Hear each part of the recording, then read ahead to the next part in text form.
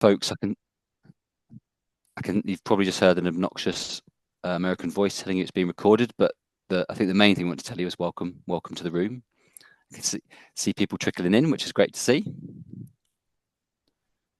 Yeah, it's always exciting when it starts ticking up and you're like, oh, how many are we going to get to? Exactly. And I'm always baffled by the fact that it is a trickle in rather than why does everyone not just appear like that? Everyone's not as punctual as you, Tim, evidently. Exactly. Yeah, exactly. Please do use the chat function, folks, if you like. If it's your first time here, no, we can't see you. We can't hear you, but we would love to hear from you if you type away in the chat. Tell us. I'm imagining Paul yelling, "Hi from Dumfries" at us. I'm guessing the capitals were accidental, but it entertains me. You've announced yourself, Paul. We like it. And also, can you put in the chat, if you've been better at watching talks this week and you've seen lots of them, can you recommend me which has been your most inspiring one that I should watch first? Because I've been terrible and I've missed a lot of them. So I'd be really interested to see in the chat which ones you've most enjoyed. That would be great. A little note, folks. When you're typing in the chat, you probably see a little button that says "to," and it either says "everyone," which is good because it means everyone in the room can see it. But sometimes it says "hosts and panelists," which means that only Sophie and I can see it. So if you switch to "everyone," it means that the whole room can see what you're writing. Ted says he's enjoyed all of them, Tim. So you've done a good job, clearly. Good. I'll take credit, even though I've done next to nothing for it. It's all Laura that does it. Yeah. Tell us what you've seen, what you've liked. Would be great. And equally, if you've not seen any others, or it's your first talk tonight, then let us know that, because it's always good to hear when we've got new people turning up. Oh, someone from New Zealand. That's exciting. Oh yeah. Okay. That's good world coverage. Got a recommendation for the hammock talk and the Camino one. Oh yeah. Okay. Yeah. I've caught a bit of both of those. Yeah. They did sound good. Susan's first one. Hello, Susan. Nice that you made it. Oh, welcome aboard. Good to have you here. How many people are we on now? 86. Exciting. Good. And it feels that we're still getting a few trickling in, but I'll start doing a little welcome. So first off, welcome to tonight's talk. We're here to hear from Sophie Gordon, all about the March of Castles Way. I hope you're enjoying the festival. It sounds like from the chat there's been a few good talks that have interested you, and for all of those that are here for the first time, then welcome to the festival. It's great to have you here. You've probably heard similar spiel, most of you, many times before, but festival's been going on for 10 years now. Used to be all in person. Now sometimes it's online. It's organised by my wife Laura. After we got the idea whilst cycling around the world, and the main thing is that everyone's here volunteering their time. We don't pay speakers. It's not a sort of commercial event like that. That's why it's free to attend. That said, donations are very welcome. You can find links on the website. I'll put one in the chat. So please do donate if you're able to and you're enjoying it. I won't say much more than that. Just any comments during the talk, please add them in the chat. Questions you can add on the Q&A section for Sophie to answer at the end. But other than that, Sophie, I'm going to hand over to you to hear all about this route and hopefully see some pretty pictures. Okie dokie. Right, I think we've managed the screen sharing without incident. Always good. And sorry, folks, I now can't see anything you're putting in the chat. So do carry on the conversation, and I will happily read it back later. But I can't see it while you're doing it, unfortunately. So yes, hello. I'm Sophie. I'm from Cycling UK, and we're going to do a little exploration closer to home than some of the other talks, around Shropshire and the Welsh borders. So I imagine some of you are quite familiar with Cycling UK already, but in case any of you haven't heard of it, we're the UK's cycling charity. You might have heard of us as the Cyclist Touring Club, or the CTC, and we're still kind of very much about the joy of cycling and going out with your friends and exploring new places, but also kind of broadened out for lots of different kinds of cycling, and kind of using accessible cycles, e-bikes, just popping around town or taking your kids to school. So we campaign to improve conditions for cycling, and we also run lots of community projects to fix people's bikes up and get them out riding.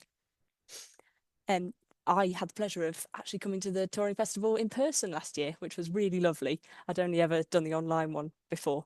So hopefully, again in the future, I'll be able to go back to the real one. But for now, it's lovely to see so many of you here on a screen. So I'm going to talk a little bit about the March of Castles Way, which is this pink squiggly one on the map. And this is the 8th long distance adventure route, we call them, that Cycling UK's created over the past few years. A few of you have maybe done a couple of these. You might recognise that King Alfred's Way, the purple one in the middle, or the Rebellion Way, sort of orange circle. I think they're the two most popular ones.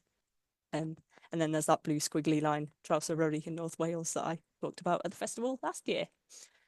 So as you can see, we're kind of right on the borderline here between England and Wales. There's a bit of a closer up look. So the whole thing is 180 miles or 291 kilometers, and it's quite punchy. It's got over 5,000 meters of climbing, which for a route that's not super long feels like quite a lot. And but if that kind of feels a little bit much, there's also a taster loop. If you can see that little dashed line that goes across at Church Stretton, we kind of put that together as to give you a bit of a flavour of what the wider route is like. So that can be kind of one big day or one half two kind of more leisurely days, which I think is probably the way that I would do it. But I've got a little video that'll sort of give you a bit of a flavour of what it's like to ride. And then I'm going to go around and do some of the highlights, some of the kind of myths and legends of this area. And then, have a bit of practical information and some questions at the end. And I guess to start off with, why is it called the March of Castles Way? Because it is a bit of an odd name. This whole kind of fluid border area was known as the Welsh Marches. So you've got the sort of marcher lords on the English side, and then the Welsh princes kind of trying to constantly battle each other. So you end up with a lot of castles as we go along. I counted, maybe 4 or 5 that you can see directly, and there are quite a few more that are close to the route at least. So that kind of seemed like a standout feature of the route, and hence it became the March of Castles Way.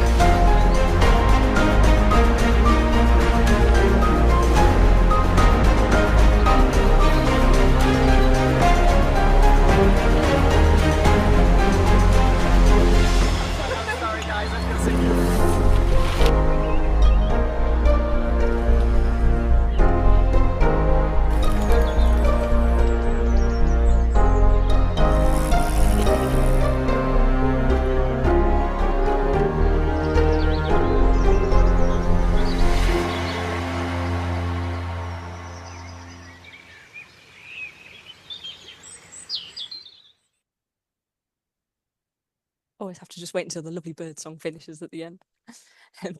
So we're here in Shrewsbury, which is the start of the route. It's quite a handy place to start, really, because it's kind of in the middle of England, and you can get the train to it fairly easily. We've got a bit of advice on the website about sort of how to do that and how to take your bike on and things. And there's also a few places you can sort of leave a car if you're driving there, long stay places. And I definitely recommend, if you have time, just having a little bit of a wander around Shrewsbury before you set off, because it's a really lovely medieval market town. I've been a couple of times. I really like it. Just these beautiful sort of timbered buildings, and there's a good castle, of course, so you can kind of get in the mood straight away. And it sort of lulls you into a nice false sense of security as we start off, because you head out on a bit of the canal path and on these kind of lovely smooth lanes, and it's all very leisurely, sort of for the first 10, 20 miles. And then we get to Wroxeter, Roman city, which is really pretty impressive. Unfortunately, we didn't have time to kind of properly have a look around it. We just had to kind of peek over from the road. But it was actually the fourth largest city in Britain at one point, and there's still quite a lot of it there left as ruined. Um, so immediately kind of whizzes you right back in time. And then we carry on along these lanes that start getting a little bit more kind of up and down as we go, and a few little cheeky sort of bridleway bits. And then we suddenly whiz forward quite a lot in the history and get to Coalbrookdale, which is kind of basically the birthplace of the Industrial Revolution. And we end up going to the fabulous UNESCO World Heritage Site of Ironbridge Gorge, which again I'd been to once before, but going the second time, I still kind of can't believe how huge and dramatic it is. It's really impressive. And it was the first cast iron bridge, completed in 1781. And I always just find it quite amazing to think about. You know, we see a lot of big bridges now, but it must have been quite stunning when it was first completed.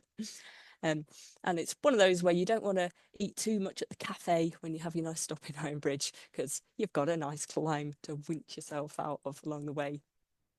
Um, but we, yeah, carry on a little bit further and get to a nice spot called Much Wenlock, which there was a little plaque on the wall that said it was kind of the birthplace of the modern Olympic Games, which I found a bit confusing because I thought surely that was ancient Greece where the Olympics started. But I looked into it, and it turns out, yes, the idea of the Olympics was in Greece, but they had the Wenlockian Olympics, which started in about 1850, which were kind of the forerunner for how we think of the modern Olympic Games, I guess, with some of the events, you know, not including tug of war and things like that that were included in the Greek version. So, yeah, interesting little place. Also has the biggest quiches that I have ever seen in my life, sold by the kilo, as you can see from the signs. We decided that wasn't the most portable food to carry with you as a snack on a bike, quite crumbly. And so we had to leave those. I guess the pork pies were a bit more robust. Maybe that would have been a better option. But we left those behind. And then as we come out, there's this really lovely kind of long, gradual gravel climb up through this woodland, all along Wenlock Edge, which just kind of gets you up quite high without realizing it too much, apart from the steep bit at the beginning. But from there, it's gradual. And we're also going along another long distance route called the Jack Mytton Way, which is named after a sort of highwayman of legend, who did all sorts of terrible things, but apparently was quite a flamboyant character. He had a massive wardrobe, owned hundreds of shirts, but liked to hunt naked, which sounds quite risky to me, you know, scratches and undergrowth and things biting you. But you know, he can do what he likes. And now we start kind of looping around up towards Brownclea Hill, which is the high point of Shropshire. And this was one of those that was quite tricky to piece together, because you can sort of see how you can go round it and then just do a dog leg, you know, go up to the top and come back down. But we thought, well, then people might decide, ah, no, I can't be bothered, I'll miss that out, which would be a real shame because it is a fabulous view from the top. So we were thinking, how can we make the route kind of so it goes over it and it doesn't feel like an extra effort to go up and down? And then we found there's a little sort of permissive bridleway route that goes up the back. And when we were test riding the route, you know, we'd just been given it by our map guru, Kieran Foster, who puts these all together. And we were following it along, and you sort of end up on this very narrow little path, pushing your bike through these head-high ferns, thinking, where on earth are we going? I think we've gone wrong. But then suddenly you pop out halfway up this ridiculously steep access track, sort of tarmac road here up to the top. Doesn't look steep on the picture. They always look flat, don't they? But you kind of come out looking up at it and thinking, well, actually, at least we're halfway up now. So we didn't have to ride up the entirety of that, even if it was partly walking. Um, but yeah, as you can see in that picture, Jasmine looks very pleased that she's finally made it to the top. And it is worth it, because you've got all these kind of really eerie old ruined barns, and then just sort of working your way up to those sort of beautiful pylon telegraph poles that mark the top of it. and then this fantastic view. And it's only 540 meters high, so it's not massive, but it's the highest hill in Shropshire. And also the highest point, if you keep heading east, you don't meet anything higher until you get to the Ural Mountains in Russia, which is mad, isn't it? But there we go. Um, and I think we had a fairly clear day, but it's a bit hazy. But if it's properly clear, you can see almost all of Wales, the Cotswolds, the Malverns, and the Peak District, all from Brownlee Hill. So it's a pretty cool spot. There's also 7 plane crash sites, which is a little bit more of a sobering fact. But we didn't see any of those while we were there. And then you get rewarded with quite a fun little descent off it, sort of little single tracky, lumpy paths. And again, with this cracking view that I picked the wrong picture that didn't show the view coming down, but it was really beautiful. So it's definitely one to savour and enjoy. But then it becomes quite a big day, that one, because then you've got another one to get over at Tituscley Hill, which is a very different one because that was an old quarry site. So it's kind of a much more harsh looking landscape, but it's quite an interesting contrast between them. And then finally we end up down in Ludlow for a well-earned rest, probably a good spot to spend the night, lots of nice restaurants. We had a really good pizza. So yeah, it's definitely a good little spot to stop off. It's another just really pretty one to have a look around. All these amazing buildings that kind of look like they're teetering, but they're still managing to stand up. And from here, we sort of start wiggling our way in and out of Wales just a little bit, going through Prestine and Knighton. And this picture isn't quite on the route. We took a slight shortcut because we were running out of time, but we found this wonderful sign. So we decided it should be place your wheels in 2 separate countries rather than place your feet. But this, I think the thing I like about this route is it kind of illustrates the way the border has been moving over the centuries. We kind of look at it on a map and we think it's fixed, but it's always been a bit of a grey area. What's Wales? What's England? What's the old kingdom of Mercia? Where were all these places? Where were the divides? So it's really interesting sort of stories of that. And then as we come out of Knighton, another steep climb. There's a pattern starting to emerge here. This photo, you might have noticed in the video that we were walking up this hill, but Robin, our photographer, was like, oh, just try and ride for like 10 meters. It'll look really nice. So you know what it's like when you're on a really steep slope and you're trying to start off again. We're like, okay, we'll give it a go, and managed to ride very, very slowly for that 10 meters and then had to stop again. But you know, it makes a more dynamic photo.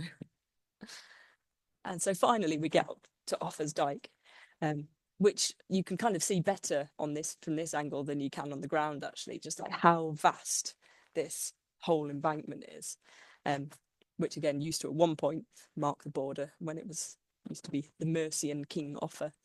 And yeah, it's just one of those really impressive structures that does feel like you're sort of going back in time as you go along it and thinking, oh, who's traveled this track before us? Whose footsteps are we riding in? You know, soldiers or traders or yeah, all these people of myths and legends going along. And it's just really fun, that bit as well. It's just quite a good sort of little swoopy gravel track with lots of lumpy bumpy bits. So then we get down into Clun, which is another quite kind of welcome little village where you're just about ready for a cup of tea. And there's a very cute little postcard cafe, although they seemed to be very, very busy the day we were in there, even though there weren't loads of customers. Their sort of teacups piled everywhere and plates, and I almost thought, shall I just go in and offer to give them a hand with the washing up, because these 3 ladies all seemed a bit stressed. But anyway, they managed. Apparently we were the biggest order they'd ever had, and there were only 6 of us. So I think it's quite a quiet little spot, this club. But it does have this quite impressive Norman castle, just to add to your tick list of castles as you're going around. And then another beautiful ridgeline that we get on up to once you've filled up with cake and then have to winch yourself up the hill. So this one's the Kerry Ridgeway, which is, you'll notice, is kind of not many people in it. This was Guy Kestevan, who is writing up the route and doing it when he had his recce and he had much better weather than we did. So he got those fabulous views where, again, you can probably see most of Wales from it on a clear day. But I think it's really nice because although there are a lot of hills, there are quite a few bits where you are on a ridge for a little while. So even though you've had to do the big steep climb, you think, okay, it feels worth it. At least I can enjoy it now and enjoy the views if you have them. And sort of, yeah, make the most of being up high before you then go down somewhere else again. And another one of those is Stones Nature Reserve, which is one of these places where you look into it, there are so many sort of stories and kind of legends and myths and interesting figures about it. And it's also interesting because it's been mined for lead since Roman times, where you look at this lovely purple heather and you just wouldn't think that at all. And it seems, yeah, kind of hard to comprehend. But now it's become this protected nature reserve, and a site of special scientific interest, and just a really beautiful place and so quiet. You kind of everybody knows the Long Mynd, which we'll come to later, as a more famous site. But yeah, this one you can kind of ride for a long way and not really see anybody at all, which feels especially surprising when it's so close to Birmingham, Telford, Worcester, quite a lot of places in the West Midlands. Um, but it's yeah, just nobody's there. So that's kind of why we wanted to pick this area for this route, because it feels like somewhere that's quite overlooked. Often people might kind of go past it on their way to North Wales or to some of the kind of yeah, the valleys and the trail centres and the lovely cycle routes. But yeah, there's all this bit in the middle that's kind of not really explored so much. So then you'd be relieved to find we have a nice little flat, relaxing section along the Montgomery Canal, which is a bit of a relief for the legs. And it's, as you can see from the kind of greenness of the canal, it's not navigable anymore by boat, but it was a really important artery through Wales for a long period of time. And it's also quite an important sort of artery link on our route, joining everything up. Um, so it's kind of nice to be able to have that slice of history of all this trade, all this busyness, but now it's just yeah, really peaceful and calm. And one of those things that wasn't so peaceful and calm, again, um, was Dolvoren Castle, which you can just about see from the canal up on the hill. So this was built by Llywelyn ap Gruffydd, who was called the Prince of Wales. But there was one of the English lords who was building another castle over at Montgomery, and he wasn't best pleased with that because they were building a castle right close to his castle.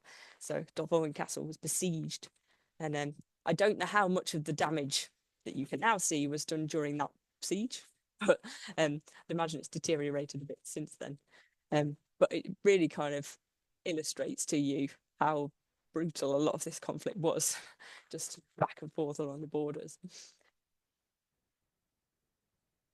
And I mentioned we get up to the Long Mynd. And this is one of the bits where I was quite glad I had a mountain bike, because as you can see, the kind of quite chunky stones on this gravel track up there. And I mean, there was quite a lot of walking as well, whatever bike you had. But you know, you can kind of, if you've got chunkier tires, you can try and ride a little bit and then you walk again. Um, so it's a tricky one to choose for which bike for this route, really. When we tested it, we kind of had a couple of people with mountain bikes and a couple of people with gravel bikes. So it was quite useful to see which bits work best for which. And as often happens, there's no bike that's the perfect bike. And there's quite a lot of road sections where a gravel bike or a kind of good sturdy touring bike is the one you want.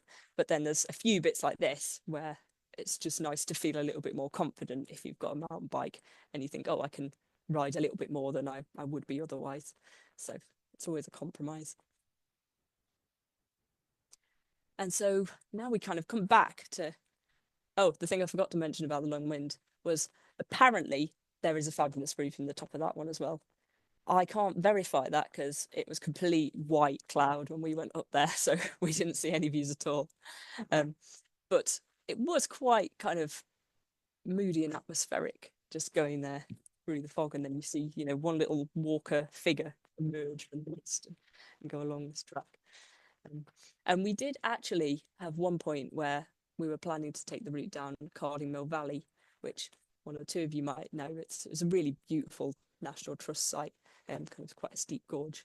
But when we were riding down it, there were quite a few kind of school trip groups and quite big family groups trying to come up and people walking around. And we just thought this one's probably a bit too much of a kind of busy honeypot site to have people barreling down it on bikes. So we unfortunately had to take that out. But we've found some other kind of nice routes to go around it instead. And that's just, yeah, part of the kind of this whole process that these routes tend to go through. And so I mentioned that Guy Kestevan did the original recce before I managed to go and test ride it. And he ended up going through so many ones that looked like paths on a map and then were just completely overgrown with nettles and brambles, or really muddy. So at least he's done that so that you don't have to. And we had to change it to kind of take out some of those bits. So we have tried to keep it on fairly decently surfaced tracks, where we can, so that it gets a bit muddy, but it shouldn't be a complete slog for a lot of it, which is good. But yeah, it just takes a lot of testing and trial and error sometimes, to find the best bits. But this is kind of, yeah, just the last few sections that we get as we head back north on the squiggle towards Shrewsbury. Just these kind of, yeah, really quiet little hidden linking bits through the edges of field and bits of woodland. And then, yeah, just these lovely kind of quiet roads, this whole network of them. And I live in Surrey at the moment, which is just so busy on the roads. So I just found it such a wonderful kind of relaxing novelty just to have this vast network of really quiet roads, and very hilly roads, undulating ones. But at least if you're going slowly, you know, there's no one waiting behind you to try and get past. And yeah, you kind of get a little gap in the hedge where suddenly you realise how high you've come up and you can kind of peek over and get that fabulous view. And it's a really kind of, yeah, wonderful mixture. So we're back into Shrewsbury. I whizzed around that a little bit faster than I intended to, but now we can do kind of some of the more practical stuff about going to ride it. So we've got a lot of stuff on the Cycling UK website with advice about, yeah, bikes and kit and places to stay and things like that. So that's a really good place to start and have a bit more of a look in detail at the route.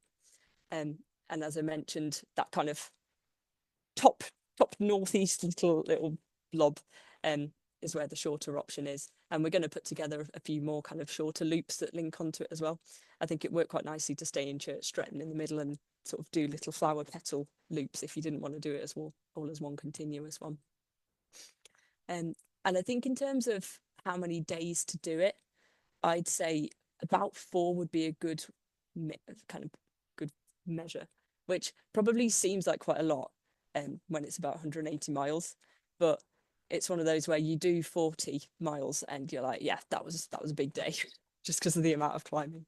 And with the sort of variable terrain, it's quite hard to judge how fast you're going to be going as well. You kind of get onto a road and you can pick up the pace a bit, but then you might get onto a beautiful little woodland path that then goes a bit slower.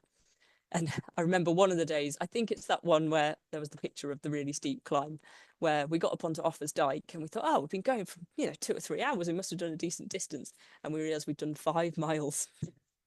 So there you go. I think we sped up a bit after that.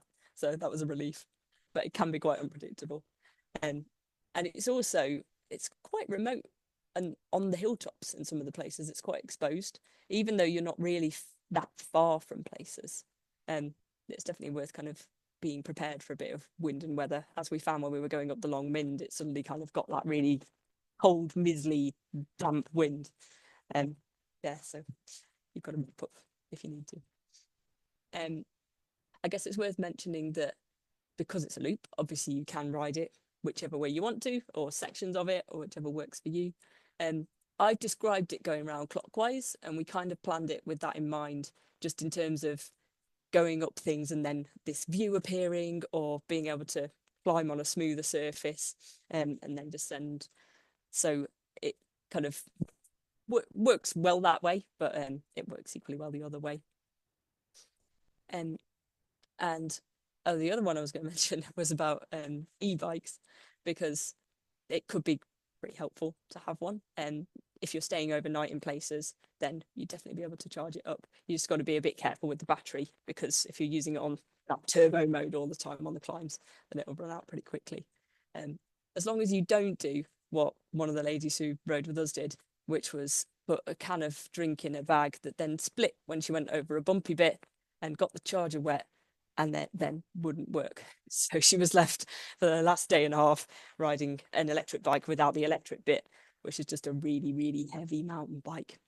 So I'm sorry if anyone who rides an e-bike is now breaking out in a cold sweat at the thought of that happening. But yeah, that was a good lesson learned. And yeah, on the website we've also got a bit of information about, if you want to get the train there, what do you need to think about, bike reservations, that kind of thing, and then some bits about how to drive there and not to leave a car. And another really good, useful place to look is there's a Facebook group for the route, as we've done for some of our other routes. And this kind of just starts creating a really nice little community where once people have ridden it, they'll kind of give advice and do a little write-up of their route, and then can sort of answer other people's questions. So it's a really helpful way to get information and recommendations from people. And I can't remember if it has already, but there usually ends up being a sort of community Google map that springs up quite quickly, where people have recommended good cafes and good places to stay. So that's usually really helpful as well.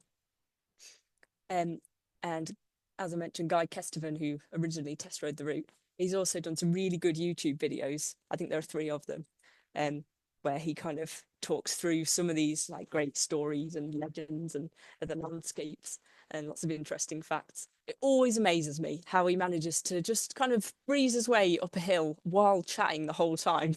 And you think, I wouldn't be able to breathe. But yeah, it's very impressive. So yeah, full of interesting stuff. And they're also quite handy for just seeing what the terrain is like around the route. Even if you don't watch the whole thing and you kind of skip through, you can think, oh, okay, this is kind of which bike would be good, or, is this route for me? What does it look like? So that's a really helpful way of sort of seeing it in a little bit more detail before you have a go. There will be a guidebook coming out at some point in the spring. It's not on the website now, but it will be fairly soon. And Cycling UK members get 20% off the guidebooks. So if that's an incentive to join, if you need another one, then we've got an offer on for a few more days. I think it ends on Tuesday, where if you join, you can get one of the previous guidebooks for free. So pop a link in the chat to that, but get in there quickly if you fancy doing that. And then yeah, we're just working out where the next route is going to be. It will be an easier one, I'm sure, because we've done 2 quite hilly ones in a row. But we were really lucky this time that a lot of people chipped into a big crowdfunder for it. So yeah, if you would like to kind of hear what the next route is and help make that happen, then yeah, keep an eye out on things, and that'd be really very much appreciated. Okay, I think now I've just got the web address, and yeah, if you'd be interested in supporting any of the future routes and things, then feel free to get in touch. And now I'm going to stop sharing the slides, and hopefully we can do some questions, and I'll stick some links in the chat for those bits I mentioned at the end for where to find the information and stuff. Sophie, thank you very much. I enjoyed that. It looked beautiful, and I know myself that Shropshire and that area is incredibly hilly, and I heard you saying that the weather was wet quite a lot. But frankly, all I could see, I couldn't see rain in the photos. I couldn't really tell how hilly it was. All I saw was nice cycling. So as a sales pitch is great. All I saw was the nice bits, and my brain's just glossed over any of those other. Yeah, I did enjoy it. I should have mentioned that. Like, it's one of those ones where it's hilly, but it's very satisfying. It's really fun. Yeah. Did I hear that fact correctly? Were you saying that when you were on the top of that hill in Shropshire, the next highest point, the next time you got to that height, sorry, if you go east, you said it more succinctly this, if you go east, the next time you reach that height is the Ural Mountains. In Russia, apparently so. Because yeah, I guess you're just going across the Midlands, East Anglia, and then the sort of big plains of Europe in Poland and stuff, aren't you? So yeah. That is an excellent fact. I did a tour many moons ago on a rickshaw, which is another story. But obviously, you feel the hills on that, and it was all around the UK. And Shropshire was by far and away the hardest, hilliest point. Really? So yeah, wow. I can absolutely believe you that it was that hard going at times. Sophie, can I fire some questions at you? Go for it. Okay. Good. Right. Folks, hopefully you've worked it out by now, but if you want to ask questions, put them on the Q&A function is a button bottom of your screen or somewhere like that. Instead of the chat, use the Q&A, and I'll have a look through them on there. So couple of questions. I think you partially answered it during the talk, but just in case you've got anything else to add, I'm asking about um, basically gravel bikes and mountain bikes, and whether you think it's all right to do it on a gravel bike, or if you think do you think actually a mountain bike's better? I think it depends what you prefer and what you're used to riding that bike on. I don't have a gravel bike. I have like a city hybrid or a mountain bike, so I went for the mountain bike. Um, but I think the two people who had gravel bikes, they were fine for the most of it, and then there were a couple of short stretches where they were like, "Oh, I'm jealous of your mountain bike." Um, but yeah, you can do it on either. It depends what the gearing's like on your gravel bike, because some of them have kind of stupid road bike gears and really high gears, don't they? So you want your low gears. That's the most important thing, I think. Yeah, yeah. I was about to say there's more cycling I've done, but it's probably the older I get, I feel like there's no reason you wouldn't have low gears. It Yeah, just a granny gear yeah, is the way to go. absolutely. Yeah. Bring on the granny. And a couple of people asking, I don't think this is how it works, but basically asking if there's like a road version, or if you could do something similar on roads. In my head, that's not quite how this thing works. But is have I got that right, or is We did think about that actually, and whether you could do a parallel version, but we kind of ended up thinking, well, if you do that, you end up missing a lot of the most memorable bits, because there's kind of that beautiful climb up Wenlock Edge. You miss out Brownclea Hill, and yeah, there's just a lot of those places that feel really secluded, kind of the gravel bits on Stiper Stones and the Long Mynd. Um, yeah? so yeah, you could do a road version and it would be very pleasant, but I don't think it'd be as spectacular. Yeah, understood. And I guess the point of this was to do a particular route. That said, yeah, I bet. I mean, I know it was a long time ago, but I know there's plenty of good road riding around there. So I'm sure people could put join some of those dots by road and still have a nice route Yeah, we are on the considering it way. for future ones as well. If we find somewhere where it kind of works to do two parallel versions, then that'd be And a good one. Oh, and thank you, Graham, for the plug of Cycling UK membership in the chat. Very kind of you. oh, okay, right. I'll look at that myself in a minute. Go to the chat. Thanks, Graham, for that. Um, were you camping on the way, and was it campsites, or did you do any wild camping?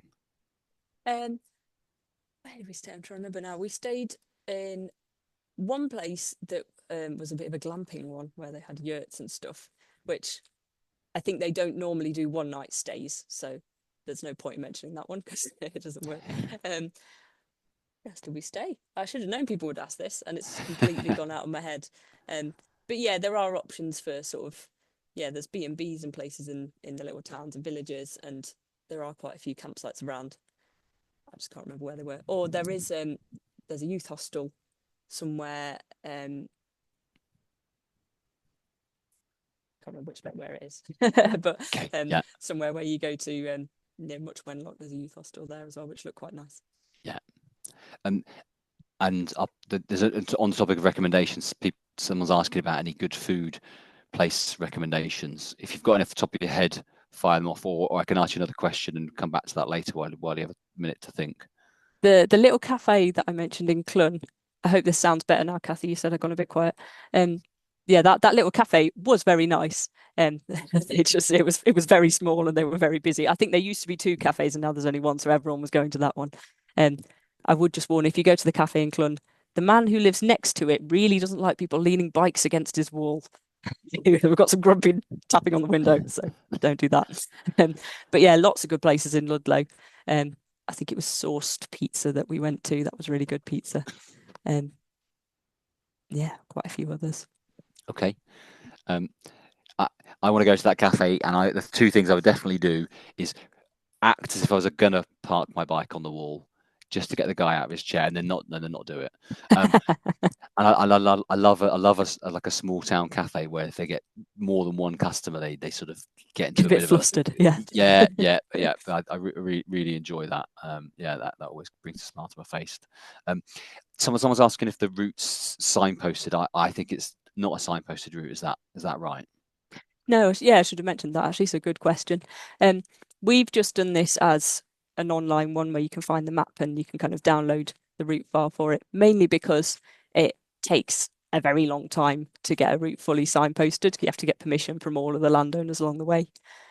So there are some bits where it kind of piggybacks on other routes, like that Jack Mytton Way, and there's bits of Sustrans routes along the canals and stuff. So there are sections where you can kind of relax a bit and follow the signs, and then you just have to make sure that you come off it at the right point and go on to where you're going next. I think also I think for like signing is it's like a losing game. You could have an amazing route with 99 perfectly placed signs, but as soon as there's one that's Someone missing flips one round and then flips everyone's it, gone. then Yeah. everyone will be cursing you because they'll have passed it and be like, "Oh, it's rubbish, it's awful." So just remember that one sign you missed or someone took off. Um, okay, this might be putting you on the spot again, but someone's asking about whether there's a seasonal dimension to it in terms of being dry at certain times of year or overgrown and or overly muddy, or I don't know. In my head, sometimes if it's too dry, it's hard to ride. I'm not a mountain biker. Any thoughts on the seasons?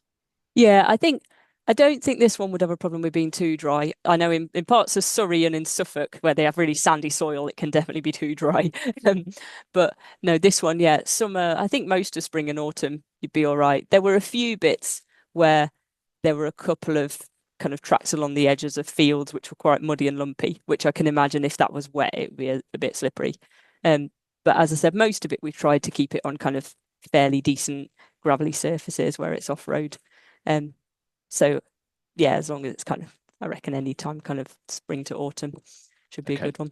Yeah, no, that sounds good. And yeah, as someone who grew up in Surrey and now lives in the wettest county, Cumbria, the idea of trails being too dry just makes me feel very nostalgic for home. That's not a frequent Never issue. had a problem you've had.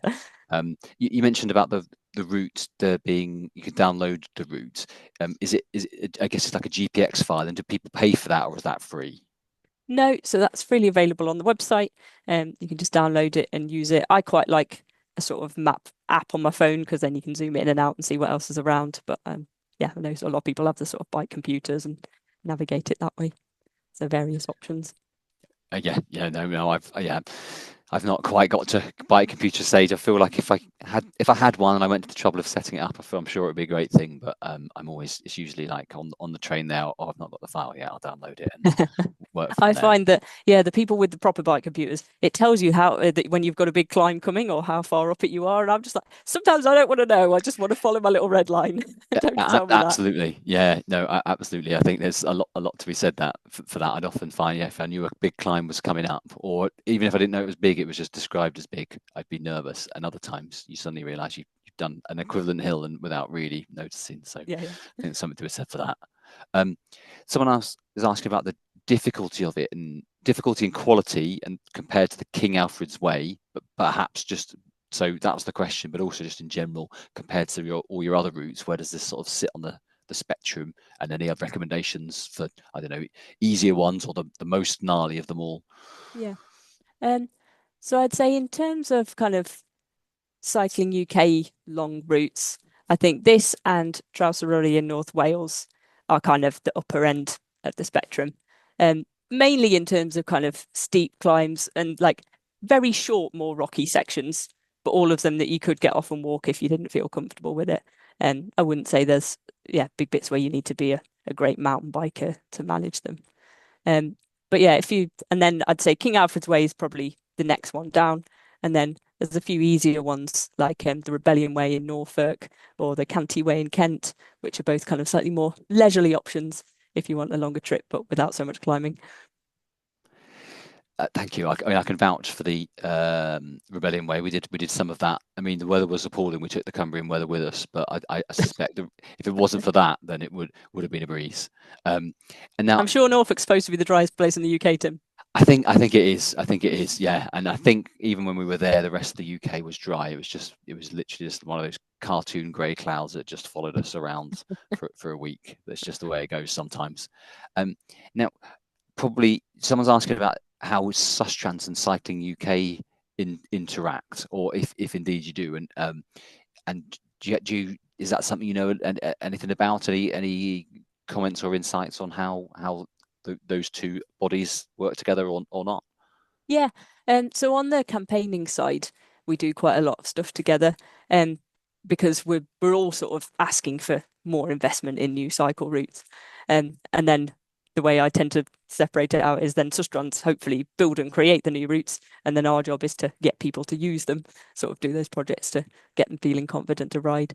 And I think in terms of the sort of leisure promoted routes, that's one of the reasons why we haven't done so many road routes, just because there are a lot of fantastic routes on the National Cycle Network, which are kind of cycle paths or roads. So we thought this is kind of something that's a little bit different to that, that's sort of a bit more kind of adventurous and wild feeling, even if it's not that wild.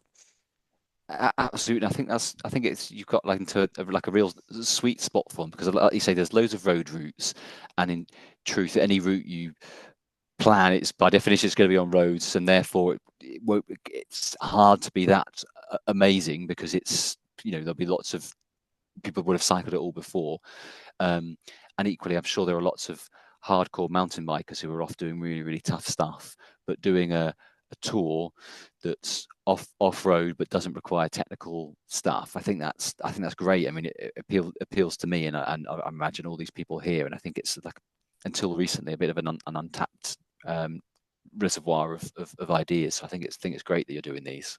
I think it's a lot harder to put together yourself as well, because there can be a path on the map, but you don't really know what it's like. And is that going to be easy to ride, or is it going to be a complete mud bath, or just, overgrown and no one's used it?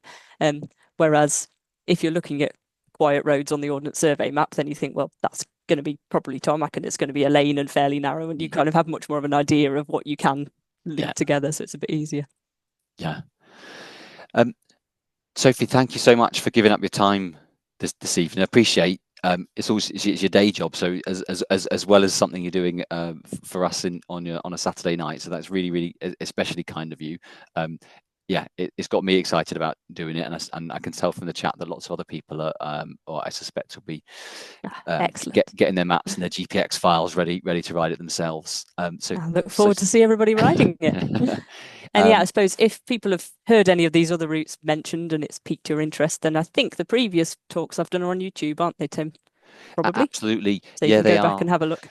Yeah, so this talk, as with the vast majority of talks at this festival and previous ones, we do record and put on our YouTube channel. I'm sure you can find it on YouTube, but there's a link on the festival page as well. So yeah, Sophie, thank you very much again, and thank you everyone for turning up tonight. We just so you're aware, there is another talk this evening, all about cycling the Norwegian coast, and then the final four talks of the festival for the year are on tomorrow. So do check out the website for that. As ever, donations very welcome, but frankly, it's just great to have other cyclists here enjoying people talking and telling stories about bikes. So Sophie, thank you very much once again. Thanks everyone for coming, and maybe I'll see some of you at the next talk. Yeah, always a pleasure. See you later, everyone. Cheers, folks. See you later. Bye bye. Bye.